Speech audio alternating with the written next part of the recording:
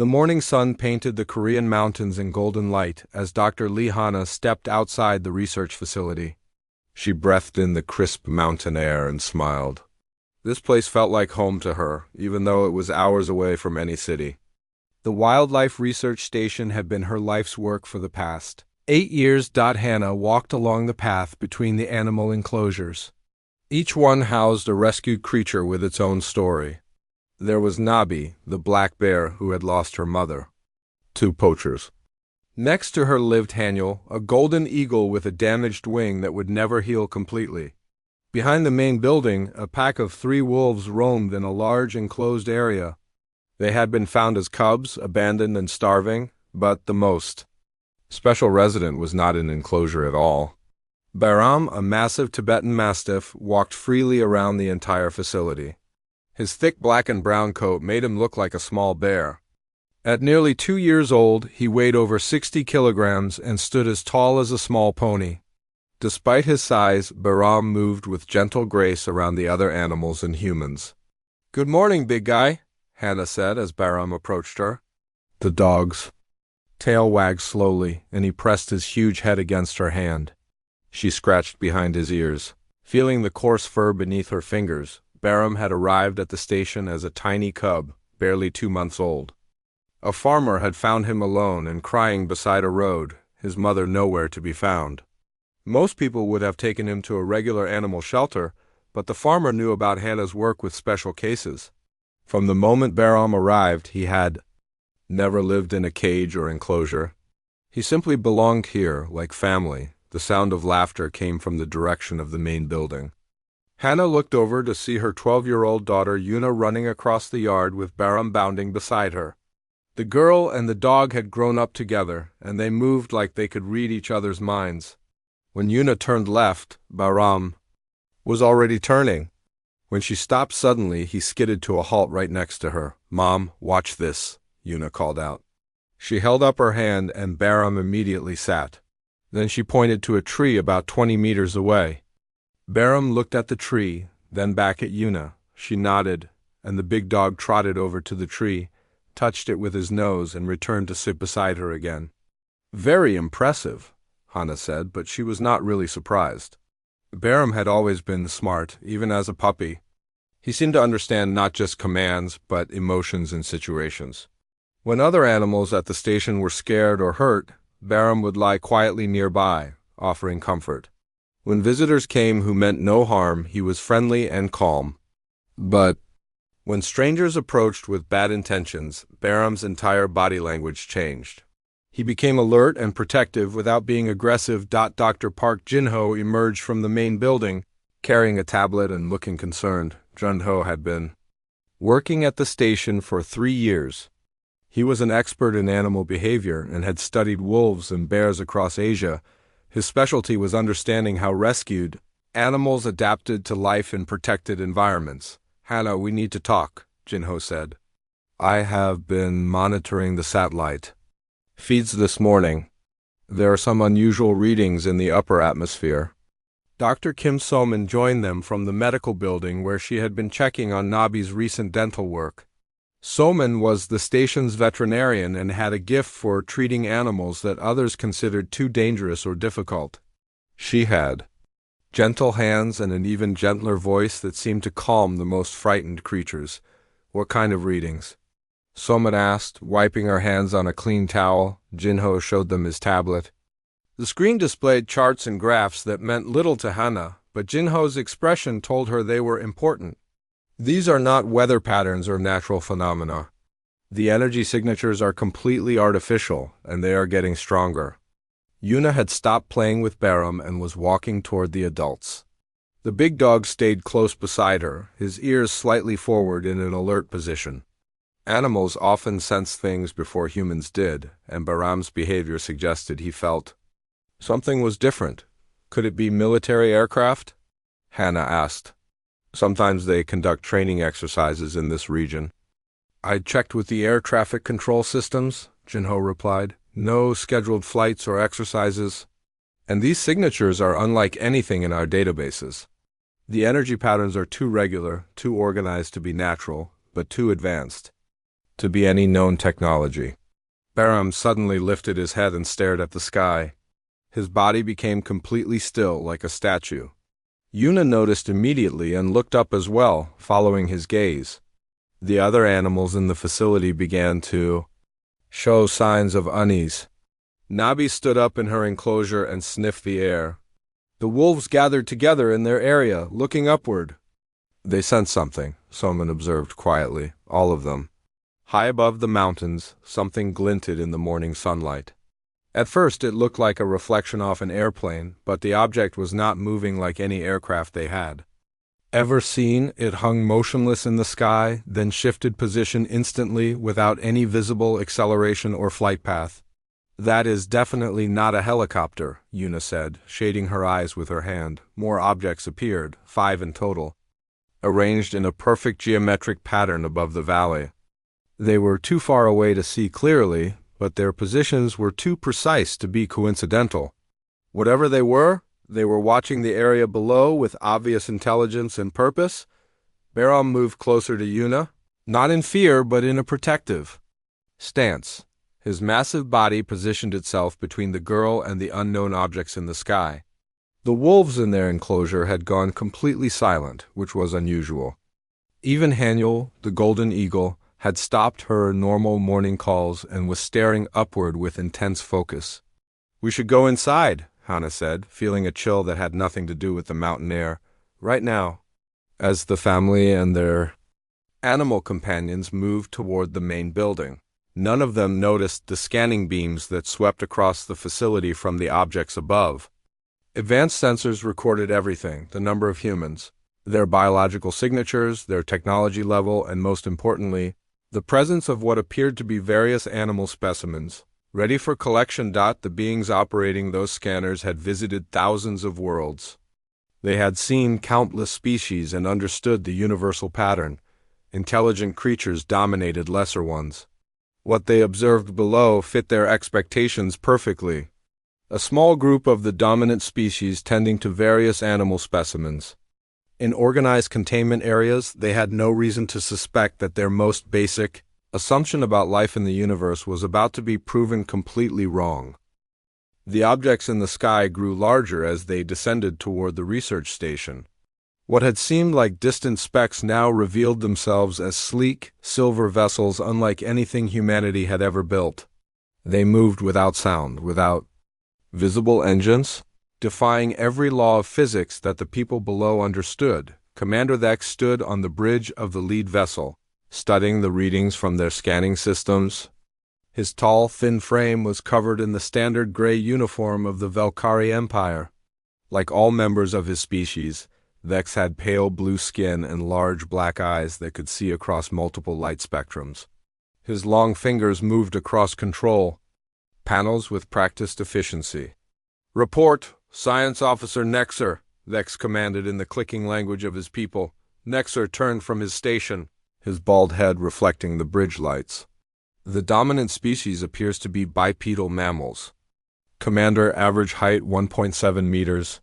We count 4 adults and 1 juvenile at this facility. They have primitive technology, nothing that could threaten our operations. And the specimens? Multiple varieties of the local fauna, sir. Large predators, flying creatures, and several domesticated species. All appear to be contained in appropriate holding areas. The dominant species seems to be maintaining them for unknown purposes. Perhaps food production or primitive research." Captain Vorth entered the bridge from the preparation bay. His armor was heavier than the standard uniform, designed for ground operations. As the leader of the collection teams, Vorth had overseen specimen gathering on dozens of worlds. The process was always the same: arrive, catalog, collect, depart. "My team is ready, Commander," Vorth reported. "Standard collection protocol? Pacify the dominant species, separate them from the animal specimens, and begin loading procedures." Thex nodded. "Proceed, Captain. This appears to be a routine operation." Down at the research station, the humans had gathered in the main building. Through the windows, they watched the alien ships settle silently in the clearing beyond the animal enclosures. The vessels were beautiful in a cold, mechanical way, their surfaces perfectly smooth except for lines of light that pulsed with unknown energy. "They are landing," Una whispered, pressing close to her mother.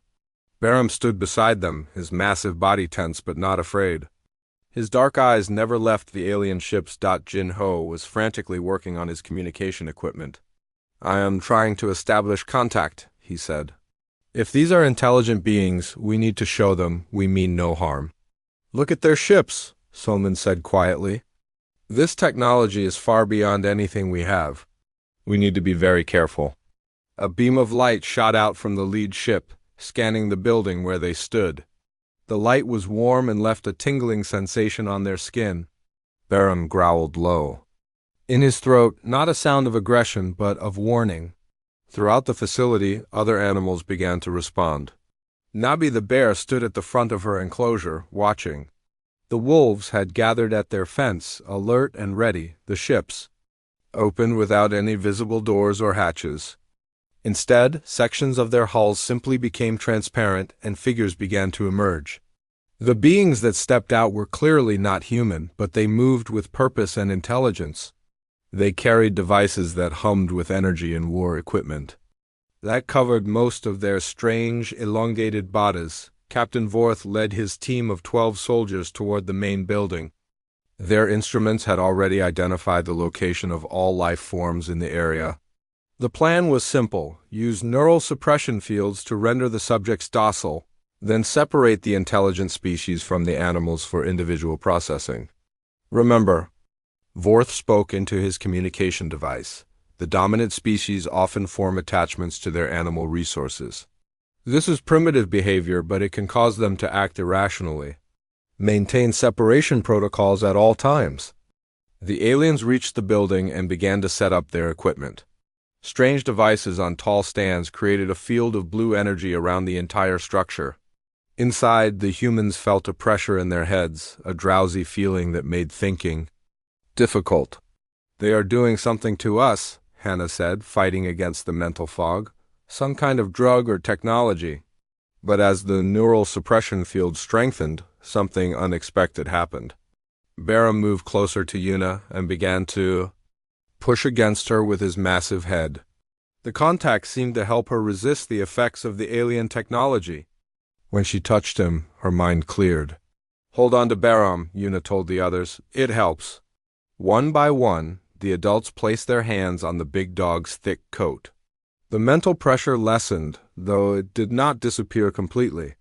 Somehow, Barum's presence was protecting them from the full effects of the alien neural suppression.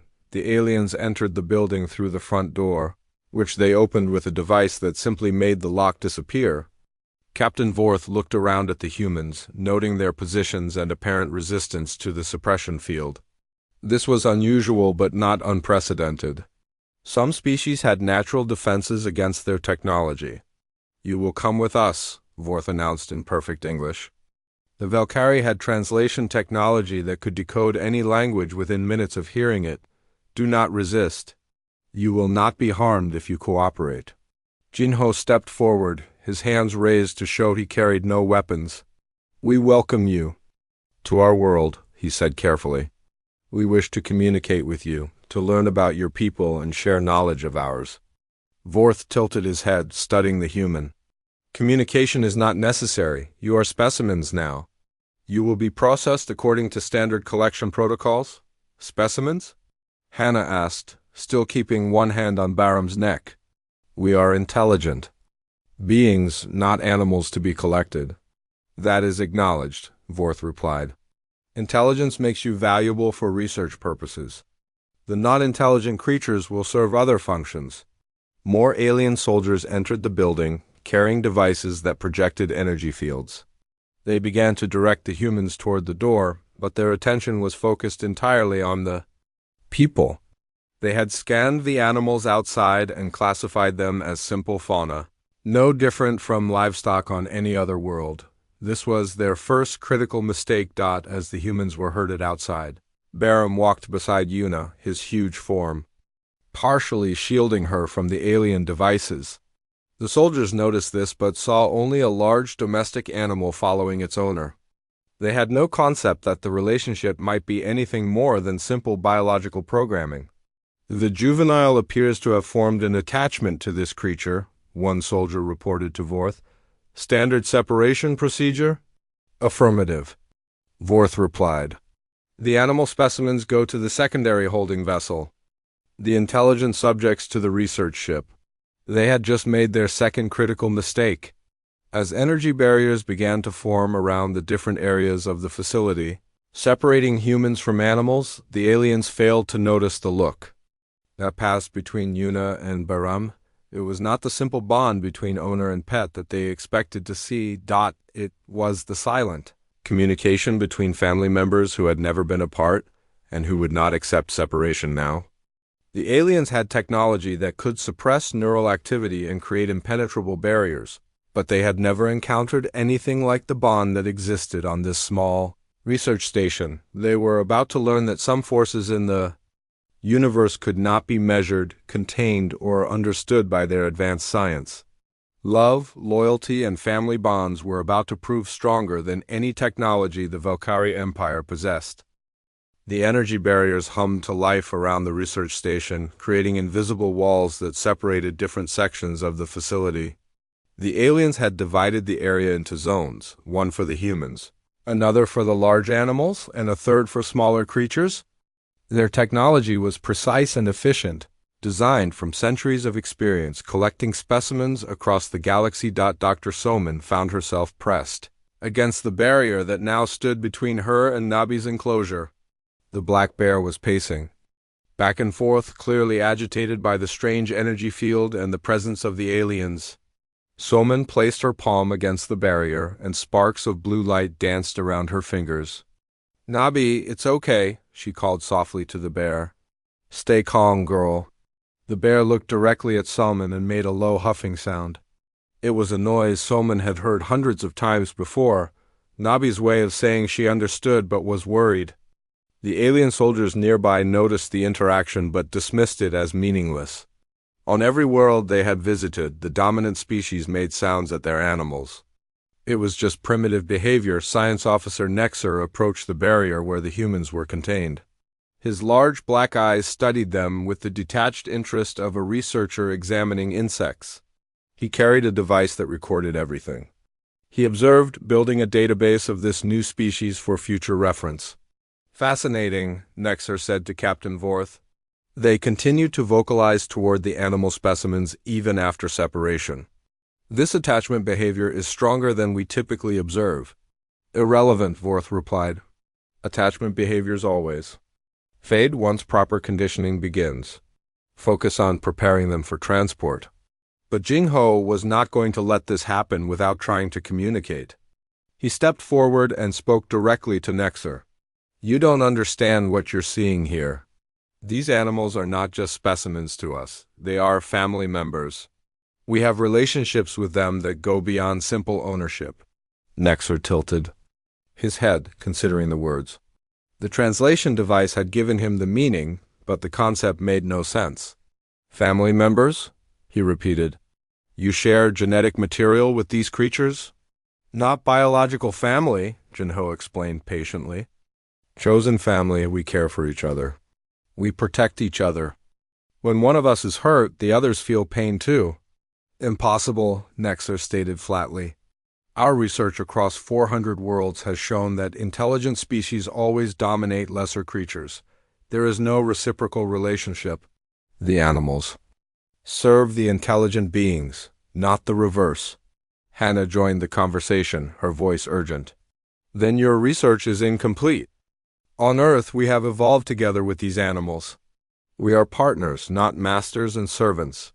Through the barrier, they could see Yuna in the section designated for immediate processing. She was the youngest human, which made her valuable. For their genetic research programs? But what caught the aliens' attention was her behavior. Instead of showing fear or trying to escape, she was standing at the edge of her containment area, staring at the section where Baram was being held. The massive dog was in a separate zone with several other large animals. The aliens had classified him as a predator species, potentially dangerous if not properly controlled. Additional energy fields surrounded his area, designed to prevent any aggressive behavior, but Bahram was not showing aggression, like Yuna. He stood perfectly still, his dark eyes locked on the girl. The distance between them was only about 20 meters, but the energy barriers made it impossible for them to reach each other. Subject exhibits unusual calm for a juvenile removed from familiar environment, one of the alien researchers noted. No crying, no panic responses. The large predator specimen also shows abnormal behavior, another added. Expected fight-or-flight responses are absent. What the aliens could not see was the silent communication happening between Yuna and Bahram. The girl made tiny hand gestures, movements so small they looked like nervous fidgeting. But Bahram saw everyone. A slight movement of her index finger meant wait, a barely visible nod meant I'm okay. A small shift of her weight meant be ready. They had developed this silent language over years of living together. When they played hide-and-seek in the forest, Yuna could direct Bahram to different locations without making a sound. When they encountered wild animals during their walks, they could coordinate their movements to avoid danger. The aliens' instruments could detect vocal communication and even some forms of electronic signals, but they had no way to recognize this type of nonverbal bond. Soman was still trying to explain their situation to the aliens. You need to understand, she said to Nexer. These animals have emotional intelligence. They think, they feel, they make decisions. Bahram over there has saved human lives. He once found a lost hiker in a snowstorm and led rescue teams to him. Trained responses, Nexer dismissed. Complex behavior patterns programmed through conditioning. We have seen similar phenomena on other worlds.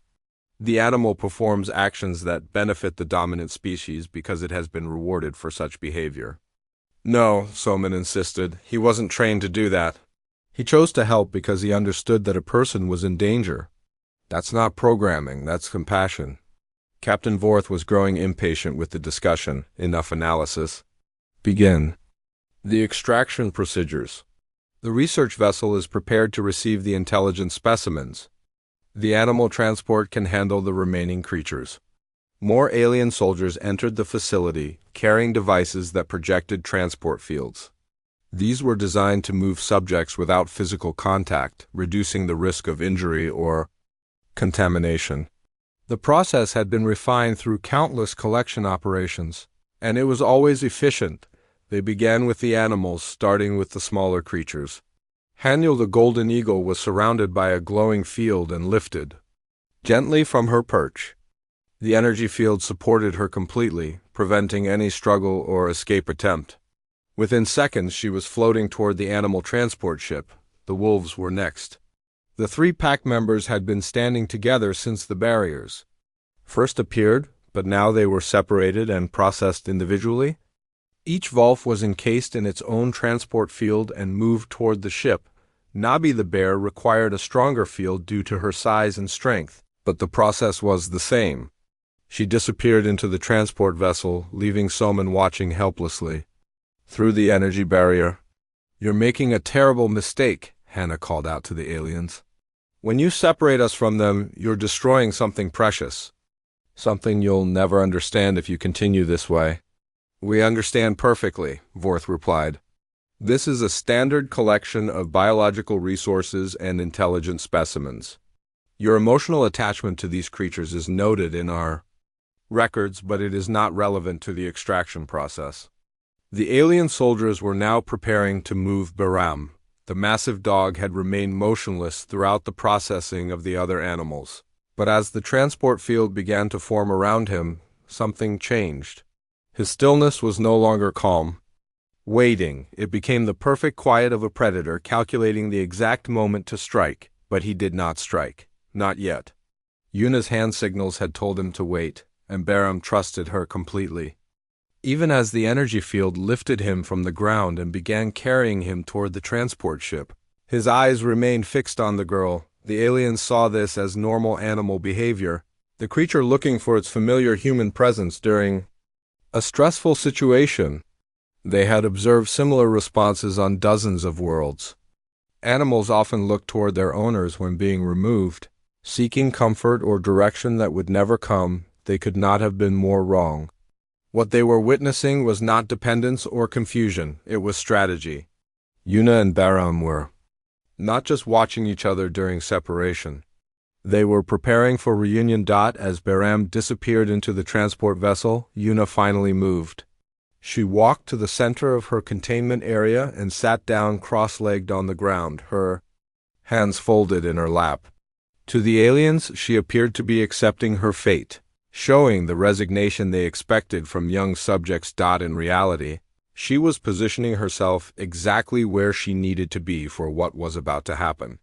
Because while the aliens understood energy fields and transport technology, they had never encountered anything like the bond between a human child and a creature who loved her like a brother.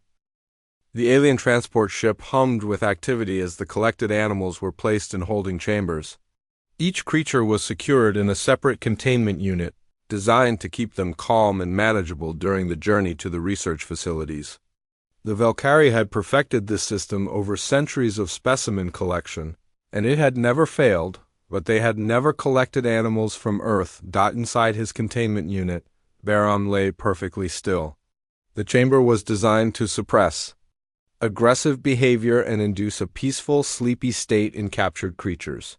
Neural dampeners filled the air with energy that should have made any animal docile and confused.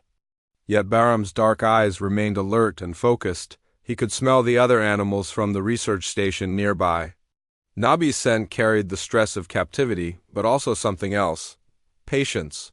The wolves smelled angry, but controlled.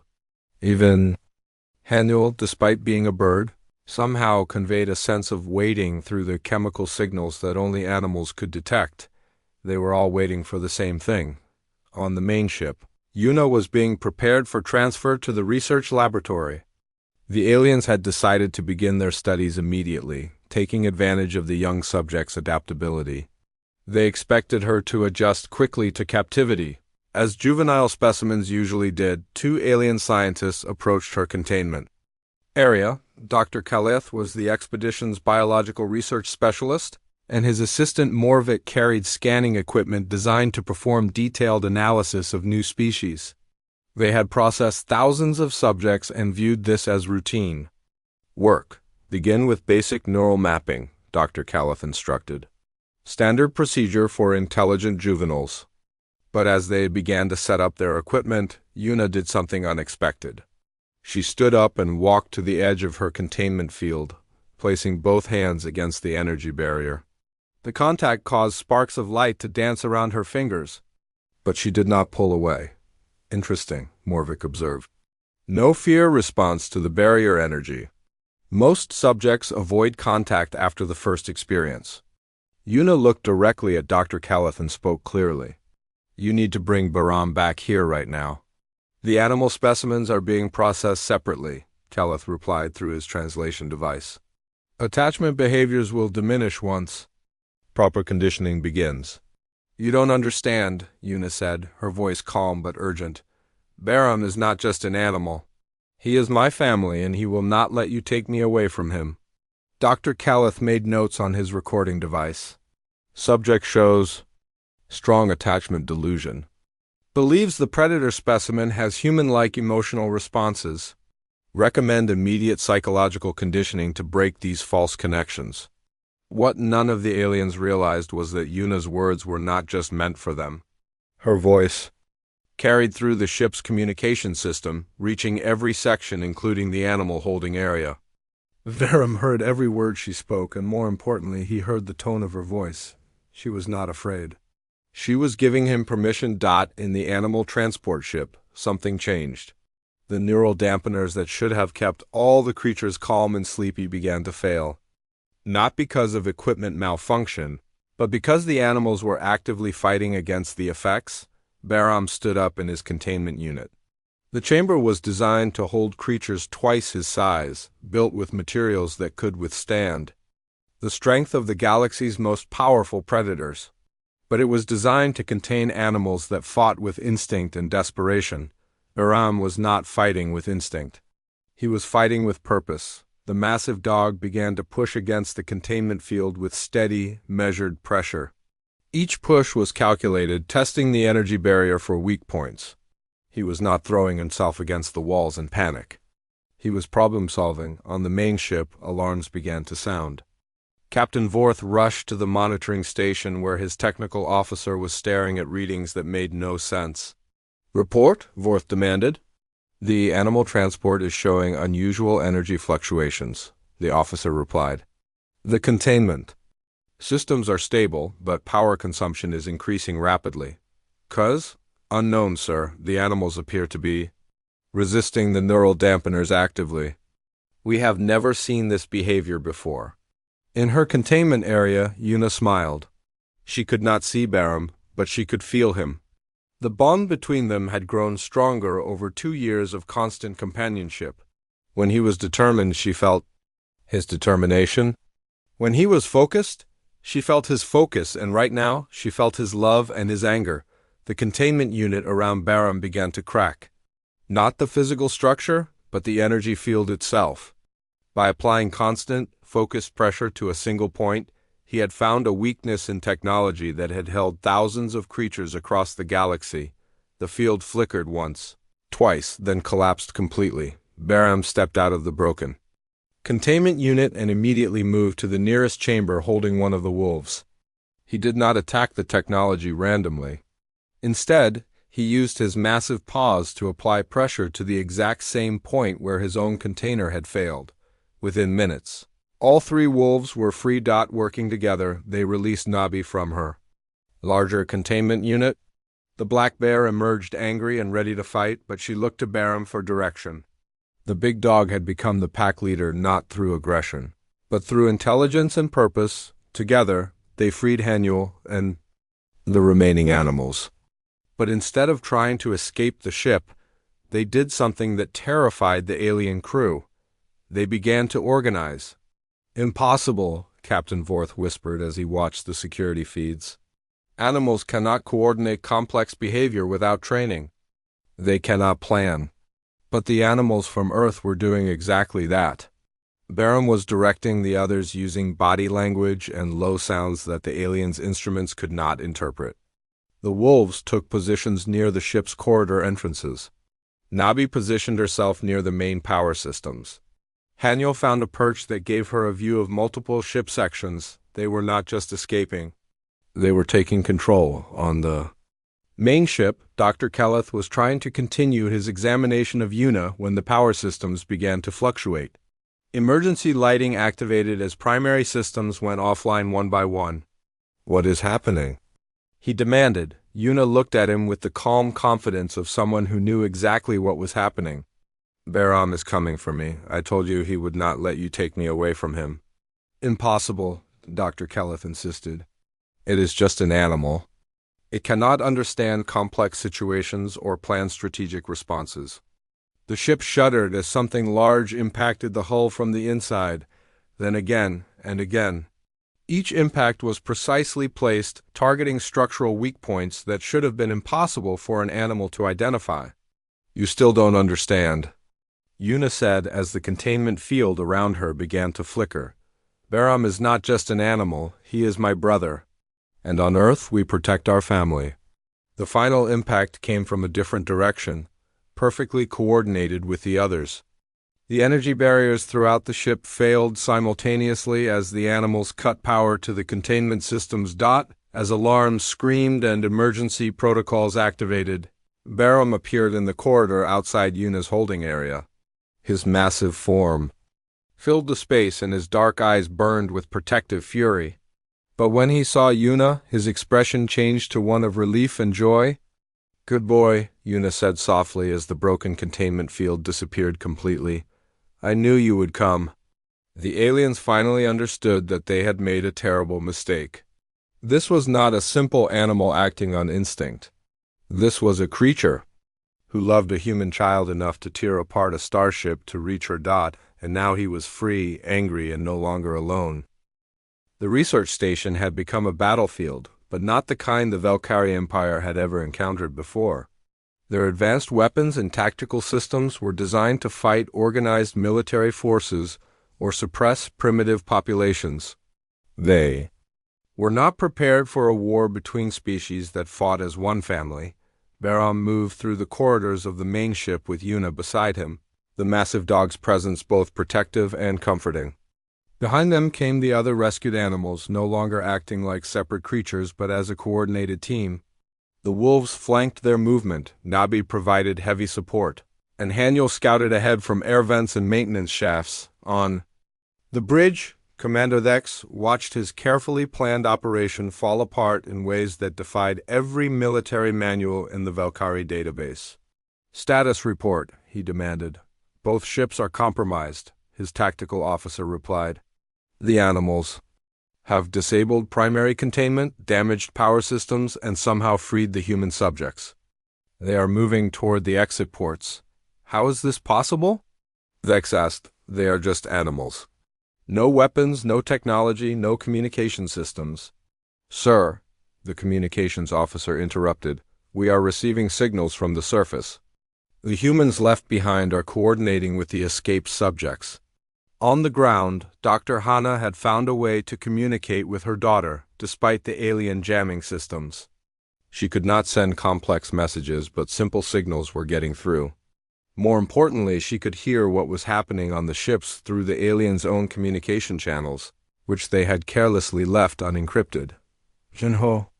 "They are fighting back," Hana called to her colleague. "Yuna and Bahram are free and moving toward the exit." Dr. Jinho was working frantically at his equipment, trying to disable the energy barriers that still surrounded the humans on the ground. "If we can break free, we can help them when they reach the surface." Dr. Soman had found something even more useful.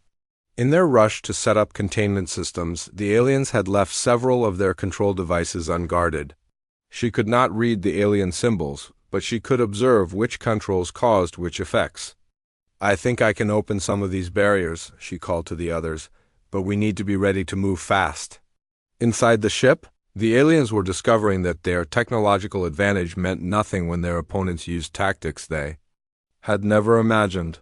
Bahram did not attack alien soldiers directly. Instead, he led them into areas where the other animals waited in ambush. When soldiers tried to corner the group, Haniel would distract them from above while the wolves attacked from unexpected angles, but this was not random violence. Every action had a purpose: clear a path to the exit, protect Yuna, and regroup. With the humans on the surface, the animals showed mercy when possible, but they showed no hesitation when their family was threatened. Captain Vorth led a squad of heavily armed soldiers to intercept the escaping group. His weapons could stun or kill any biological creature, and his armor could withstand attacks from the galaxy's most dangerous predators. He was confident that superior technology would end this embarrassing situation quickly. The confrontation came in the main corridor leading to the ship's exit. Vorth and his soldiers blocked the path, weapons ready. Bahram stopped about 10 meters away, with Yuna safely behind him and the other animals positioned for battle. "Surrender now," Vorth announced through his suit speakers. "You cannot defeat trained soldiers with advanced weapons." Yuna stepped out from behind Bahram, her small form dwarfed by the armored aliens, but her voice clear and strong. "You still don't understand. We are not trying to defeat you. We are just going home. You are specimens now?" Vorth replied. "You belong to the Valkyrie Empire. Resistance is pointless." That was when Yuna did something that changed everything. She reached out and placed her hand on Bahram's massive head, and the connection between them became visible to anyone watching. The dog's fierce expression softened slightly, and the girl's confident posture strengthened. They were sharing strength, sharing courage, sharing love. "We belong to each other," Yuna said simply, "and nothing you have can break that." Vorth raised his weapon, but before he could fire, the ship's lights went out.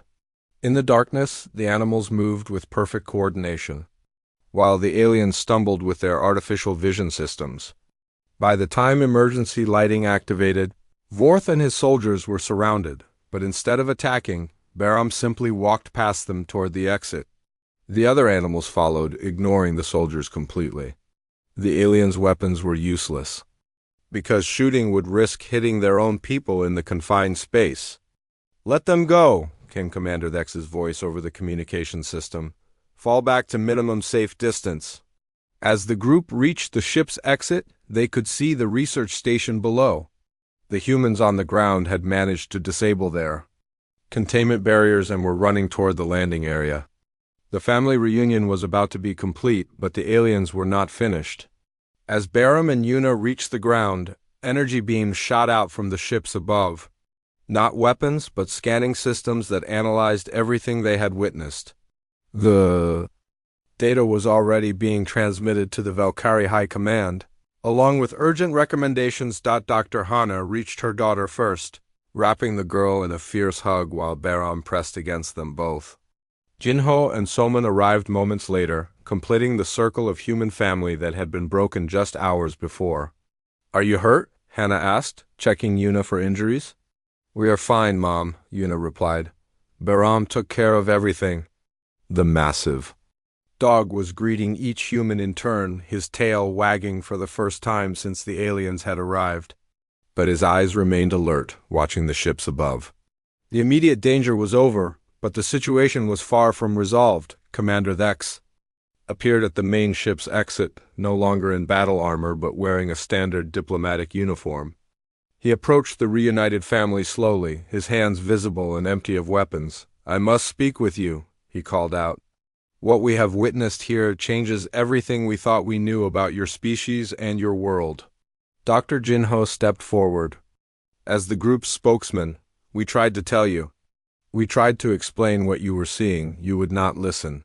We have no experience with this type of relationship between species," Thex admitted. "In 400 worlds, we have never seen anything like what happened here today. Animals that fight with intelligence and planning. Humans who gain strength from contact with non-intelligent creatures. Cooperation that transcends biological boundaries." Hannah moved closer, still keeping one hand on Barum's neck. "It is not about intelligence or biology, it is about love. We choose to be family with these animals, and they choose to be family with us. That choice makes us stronger than either species could be alone." Commander Thex looked around at the research station, seeing it with completely new understanding. The enclosures were not prisons but safe homes. The humans were not masters but caretakers and friends. The animals were not specimens but family members with their own personalities and relationships. "The Valkyrie Empire must learn about this," he said finally. "Will you teach us?" Yuna spoke up from her position between her mother and Barum. "That depends. Are you going to try to take us away again?" "Never," Thex replied immediately. "We have regulations against interfering with unique evolutionary developments. What exists here is more valuable than any collection of specimens could ever be."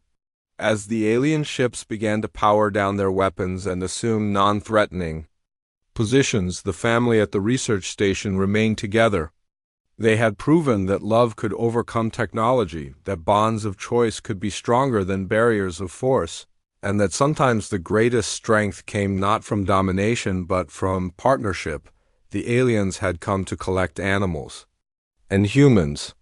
Instead, they had discovered something that would change how the Valkyrie Empire viewed every world they encountered in the future. 3 days had passed since the failed collection operation, and the research station had become something unprecedented in Valkyrie history, a place of learning rather than conquest. Commander Thex had established a temporary base nearby, not to threaten the humans but to study and understand what they had witnessed. The aliens had sent detailed reports to their homeworld, but the Valkyrie High Command demanded more information. The concept of voluntary partnership between intelligent and non-intelligent species challenged the fundamental beliefs that had guided their empire for thousands of years. Dr. Hana sat across from Science Officer Nexer in the station's main building, with Barum lying comfortably at her feet. The massive dog had accepted the alien's presence, but his position made it clear that he was still protecting his family. His dark eyes tracked every movement the alien made. "Help me understand, Nexer." Saad, his translation device rendering his clicking speech into perfect Korean. On our world, intelligence creates hierarchy. The smarter a being is, the more control it has over lesser beings. This seems to be a universal law. Maybe it is universal for your species, Hannah replied, but humans evolved differently. We survived. Not by dominating other species, but by forming partnerships with them. Dogs helped us hunt and protected our homes. Horses carried us across great distances. Even plants and crops grew better when we worked with them instead of simply taking what we wanted. Nexer gestured toward Baram. But this creature cannot build technology or solve complex mathematical problems. How can it be an equal partner? Before Hannah could answer, Yuna entered the room with Dr. Solman. The girl walked directly to Baram and sat down beside him, leaning against his massive frame. The dog immediately adjusted his position to support her more comfortably. Watch them, Hannah said to Nexer. Really watch them. Yuna began to speak quietly to Baram about her day, telling him about the lessons she had completed and the birds she had seen outside. The dog listened intently, his ears focused on her voice, occasionally making soft sounds in response. They are communicating, Nexer observed. But the animal cannot be comprehending complex concepts. No, Soman agreed. But he understands. Emotions, intentions, and relationships. He knows that Yuna is happy today, that she feels safe, and that she wants to share her experiences with him. That is a different kind of intelligence, but it is still intelligence. Dr. Jinho joined the group, carrying a tablet with data he had been collecting. I have been studying the animals' behavior since your ships arrived, he told Nexer. Their response was not random or instinctive. They planned their actions, adapted to new situations, and coordinated their efforts. It requires thinking, not just training. Captain Vorth entered the building, his expression troubled. Over the past 3 days, he had observed interactions that challenged everything he thought he knew about the relationship between species. Commander Thex wants to speak with all of you, Vorth announced. We have received new orders from the High Command. The group walked outside to where Commander Thex waited near his temporary command center. The alien leader looked different. Now, less commanding and more uncertain? The events at the research station had shaken his confidence in the Empire's methods. I have spent my career studying life across the galaxy, Thex began. The Velkari Empire has contacted over 400 worlds with intelligent life. On every single world, we found the same pattern. One species evolved to dominance and all others served beneath them. We believed this was the natural order of the universe. He gestured toward the research station where other animals could be seen moving freely around the grounds.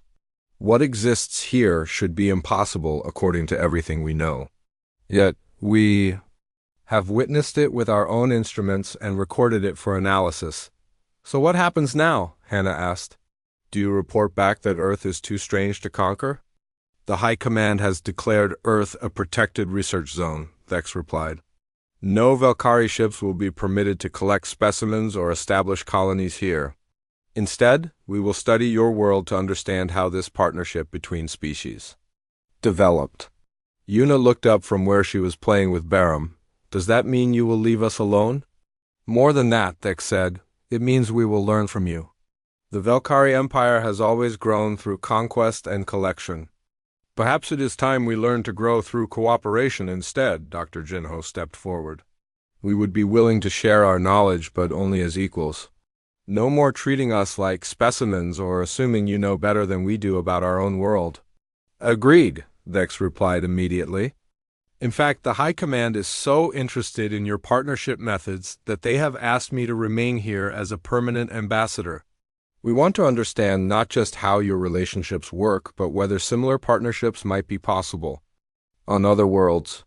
Science Officer Nexer was studying his instruments again, but this time with wonder rather than cold analysis.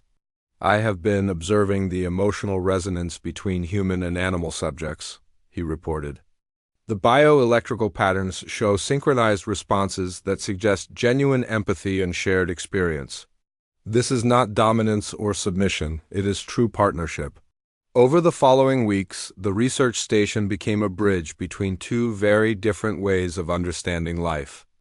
The aliens learned about concepts they had never imagined: love that crossed species boundaries, loyalty that was freely given rather than enforced, and strength that came from cooperation rather than control. In return, the humans learned about the vast galaxy beyond their world and the countless species that had never experienced the kind of bonds they took for granted.